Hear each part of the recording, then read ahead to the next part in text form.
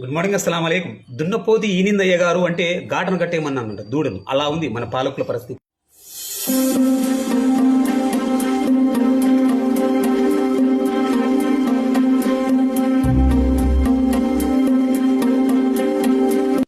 ఏంటి వెనుక ముందా ఏదో పెడుతున్నారని చెప్పి అనుకుంటున్నారా? సారీ, అది ఉత్తరప్రదేశ్లో 2024లో ఉత్తరప్రదేశ్ కానిస్టేబుల్ పోస్టుల కోసం, అంటే 60,244 కానిస్టేబుల్ పోస్టుల కోసం ఎంపిక ప్రక్రియ జరిగింది. దీనికి దాదాపు 48 లక్షల పైచిలకు నిరుద్యోగులు దరఖాస్తు చేసుకున్నారు. దరఖాస్తు చేసుకుంటే 2024లో పేపర్ లీకే పరీక్ష రద్దయింది. పేపర్ లీకే పరీక్ష రద్దయిన తర్వాత మళ్ళీ ఎగ్జామ్ కండక్ట్ చేశారు 2024 ఆగస్టులో. 21, 22, 23, 24, 25 1, 2, 3 దశల్లో నిర్వహించినట్టు ఉన్నారు. అందుకు సంబంధించి పేపర్ లీక్ అయిపోయింది కదా, నిరుద్యోగులు బాధపడుతుంటారని పటిష్టమైన ఏర్పాట్ల మధ్య యూపీ ప్రభుత్వం ఇలాంటి చర్యలు తీసుకుంది. మెటల్ డిటెక్టర్ను ముక్కులో, చెవుల్లో, కళ్ళల్లో, నోట్లో, ముడ్డిలో, ఇంకా జిప్పు తీసి మరీ పాయింట్ ఇప్పి ముందర కూడా పెడుతున్నారు. ఎస్, ఇది నిజం మీరు చెప్పేది. మనిషికి ఉన్నటువంటి నవరంధ్రాల్లో డిటెక్టర్లు పెట్టి చేస్తున్నారు. ఎందుకయ్యా మీరు ఇలా చేస్తున్నారంటే, పేపర్ లీక్ అయిపోయింది, హమనే ఏ బార్ आपकी बार पेपर लीक नहीं चाहिए, लीक होना नहीं चाहिए, इसलिए हमने पटिष्ठ बंदोबस्त के बीच में एग्जाम कंडक्ट करना है, ये हमारे हुक्म है.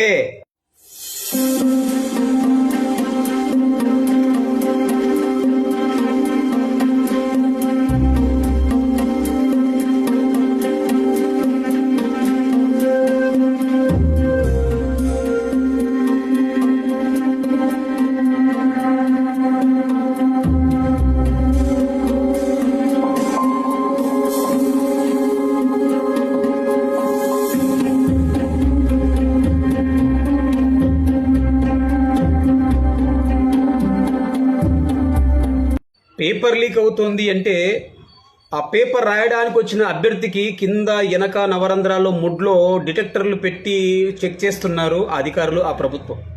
పేపర్ లీక్ అయింది ఎలా ఒక చోట, వీళ్ళు నిరుద్యోగ యువతీ యువకులకు ఇలా చెక్ చేస్తున్నారు.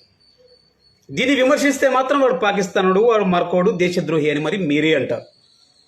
భారత ప్రభుత్వంచే ఏర్పాటు చేయబడ్డ నేషనల్ టెస్టింగ్ ఏజెన్సీ NTA చేసిన 2-3 అటెంప్ట్లు కూడా ఫెయిల్యూర్ అయిపోయాయి. అక్కడ పేపర్ తయారు చేసే వాళ్ళ నుంచే పేపర్ లీక్ అయిపోయింది, ప్రశ్నపత్రాలు బయటికి వెళ్ళిపోయాయని కేంద్ర ప్రభుత్వమే తేల్చింది.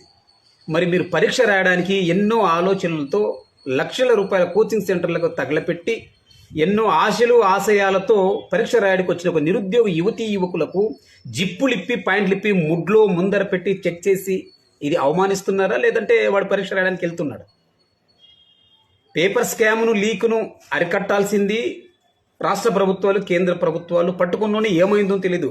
గోధి మీడియా ఇంతసేపు మాత్రం పెడతాయి, ఇలాంటి విషయాలు దాచిపెడతాయి బత్తాయిగాళ్ళు. ఈ బిద్దిలి బేడికి రానిరు. ఇందులో మత కోణాన్ని వెతుకుతారు. అదే బత్తాయిగాళ్ళు, ఆరెంజెస్ డాగ్స్ ఏం చేస్తారంటే, బుర్కా వేసుకొని హిజాబ్ వేసుకున్న వాళ్ళని లోపల పంపించారు, మా అంతరతంత్రాలు తీసేశారు, చేతుకున్న వాచి తీసేశారు, రుద్రాక్షలు తీసేశారని రకరకాలుగా మాట్లాడతారు. మత కోణం వెతుకుతారే తప్ప దీంట్లో ఏది పారదర్శకత, ట్రాన్స్పరెన్సీ ఏది ప్రభుత్వం దగ్గర, అది మాత్రం రానియరు గోధి మీడియా, ఈ బత్తాయి కాదు. అదే తెలుసుకుంటారు బాబు. దానికోసమే ఈ ఉదాహరణ.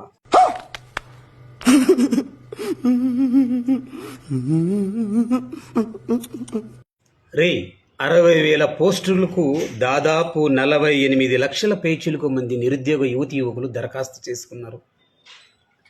అంతే మొత్తంగా రాశారు కూడా. 67 జిల్లాలు, 1,174 పరీక్షా కేంద్రాల్లో నిన్న రిజల్ట్ కూడా వచ్చాయిలేండి. ఇంతగా నిరుద్యోగం పేరుకుపోయింది రాష్ట్రాల్లో, దేశంలో. దీని గురించి మనం మాట్లాడుకుందాం రా. పొద్దున లేస్తే కులం, మతం, ఇస్లాం మీరు ఎత్తేది ఇంతేగా. ఇస్లాం అంటే ముస్లింలు, ఇస్లాము లేకపోతే మీరు అధికారంలో ఉండరనే విషయాన్ని మీరే చెప్తా ఉన్నారు దేశ ప్రజలకి. ఎమ్ ఐ రైట్?